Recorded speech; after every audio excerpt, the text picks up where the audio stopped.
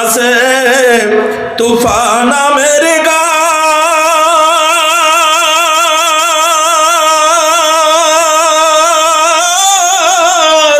তার পাতায় পাতায় লেখা আছে এ মানুষের হায়াত।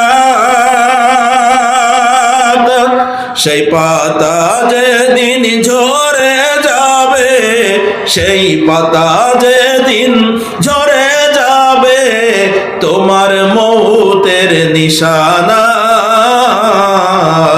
আজরাইল আসিলে পরে কোনো কৈফিয়ত চলবে না।